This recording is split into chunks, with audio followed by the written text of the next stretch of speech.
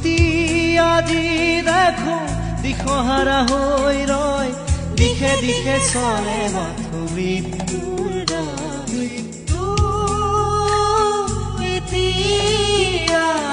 সহজ